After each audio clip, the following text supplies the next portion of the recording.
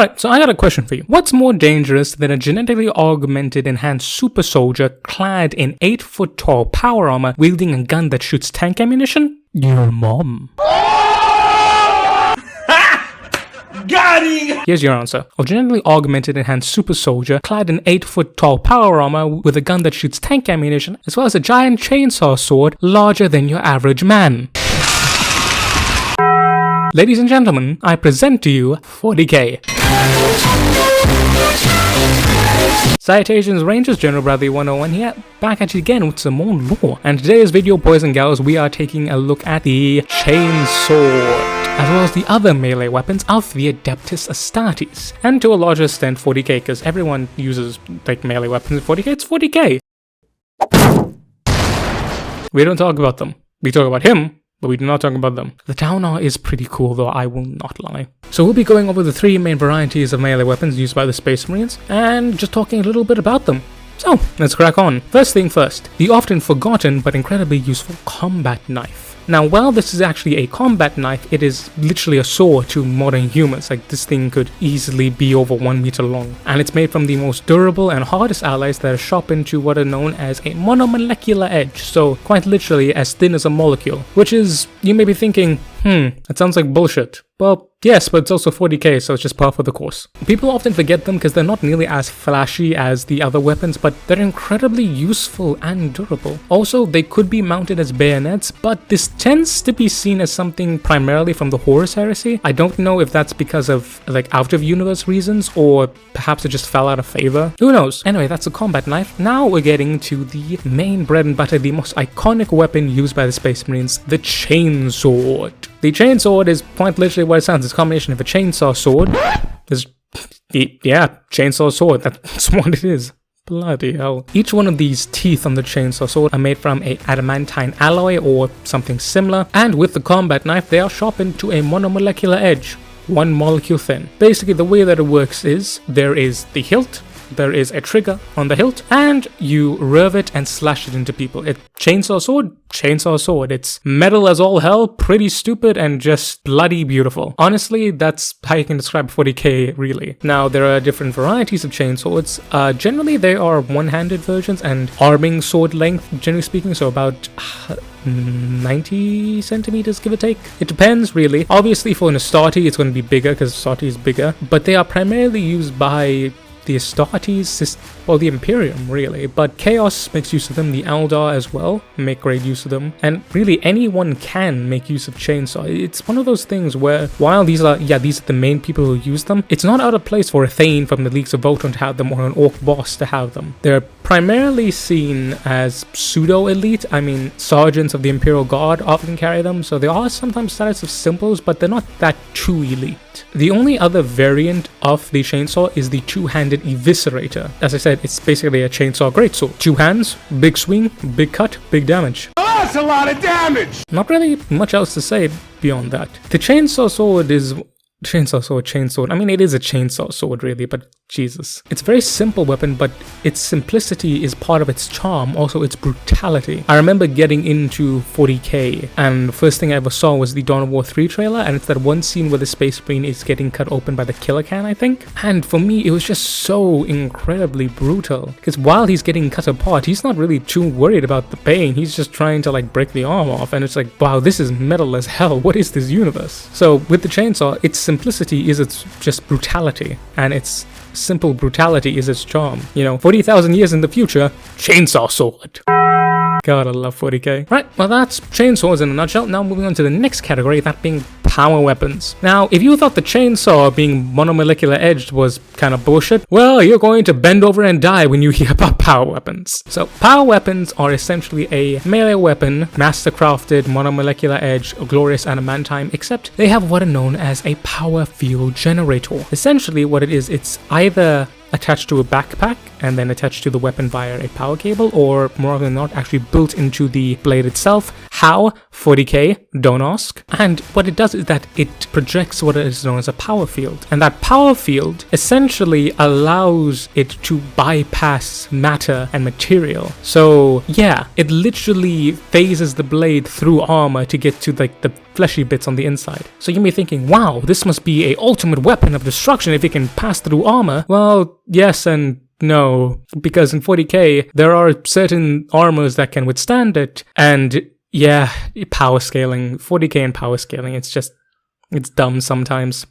Still better than Dragon Ball. Fight me, weebs! I feed off your anger! So, again, this is seen as a bit more prestigious than the Chainsword, but it's not as ultra prestigious as you would think. Again, this is usually reserved for captains of Space Marines or Space Marine sergeants, Imperial Guard captains, canonesses of the Sisters of Battle, Leagues of Votan make use of these. Like, everyone makes use of power weapons. Everyone. Literally everyone. And they can be literally anything. You could have power blades, power axes, power greatswords, power claws, power mauls, thunder hammers, which are power hammers. Yeah, I mean, they're literally anything, really. And then you get stuff like the Crozius Arcanum, which is basically a maul, but a idealized rod of office that's also a maul. I mean, that's peak 40k. Hey, you're a preacher. Here's your symbol of office. It's got a giant power field that lets you beat people to death in it. Go beat up that giant mushroom trying to kill that poor guardsman. It's like 40k, man. And it's crazy. I love it. So I'm not going to, like I said, I'm not going to be going over every different type of melee weapon because it's not like the bolter where it's specific to 40k. Like, you know what an axe is. You know what a spear is. You know what a glaive is. If it existed IRL, it can exist in 40k as a power weapon. Even if it doesn't exist IRL, you could make anything. Like, I'm pretty sure there are power whips. Like, literally anything. Now, while normally this is true, there is one exception. Well, two technically. That would be the Power Fist, Chain Fist, and the Lightning Claw. So, what truly is more 40k than a giant ass fist? The Power Fist is essentially a power weapon, except imagine a giant gauntleted fist that hits with the force of a thunder hammer. That's a Power Fist. Not enough for you? Okay. How about you strap a chainsword to it? And you have the Chain Fist. Now you can break someone's bones and rend apart their flesh. Still not enough? Okay. How about we stick 3 to 4 power blades on it? Now you can punch someone apart and rip them open. Then we get something called the Lightning Claws. 40k never ceases to amaze. But that's it's one of the, it's so good. It's so very, very good. It's just the idea of a giant fist just to punch something. It's so satisfying. Of course, I prefer going the Bobby G route, which, you know, you may have a giant fist, but it's so big and giant that you could also, it's basically a shield, but you can also punch people with it. Also just slap like a bolter underneath a giant flaming sword. Just, Gillidat knows what he's doing.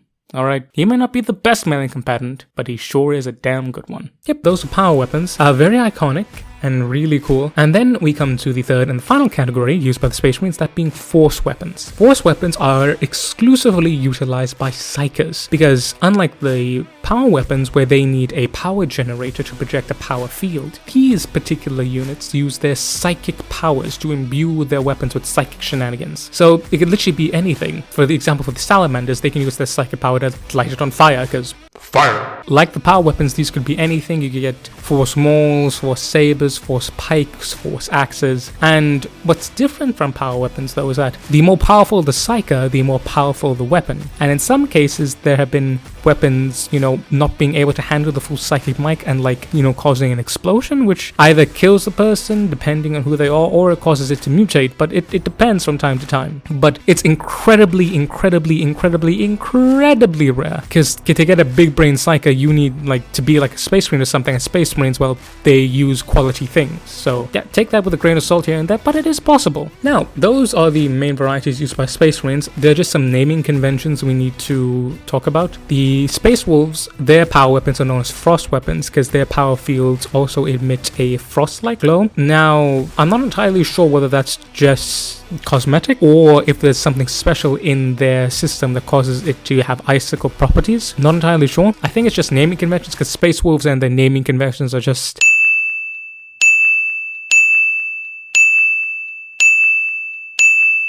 Yeah.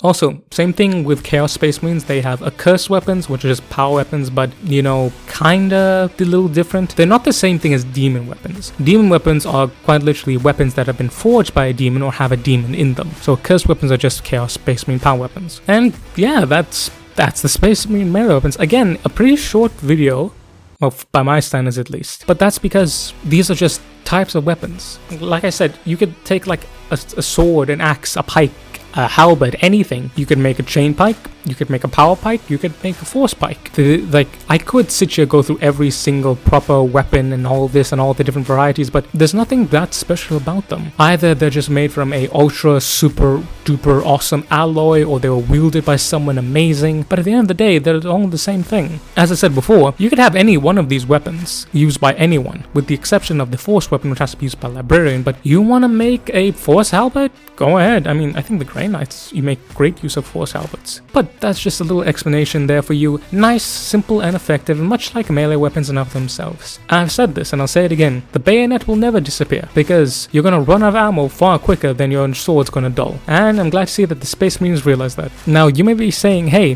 while melee weapons are cool, Brad, in the grim darkness of the far future, if they just invested that more time and energy into, like, ranged weapons, they would be able to triple the outcome and productive. And instead of making all these ornate weapons, just give them basic bayonets and invest more of that into making better versions of Bolter. And to that I say, shut up, Tau player. No one cares what you think. Anyway, with that lovely Tau slander, comment down below as to how much you love melee weapons and how much you hate the Tau because they don't like melee. Except for Farsight. He's cool because he got a giant vampire sword. Like, comment, share, subscribe, do all that wonderful YouTube stuff. I have been General Bradley 101. You have been beautiful, awesome, and amazing people. Stay honorable out there, boys and gals, and I will catch y'all next time. Dismiss, Rangers.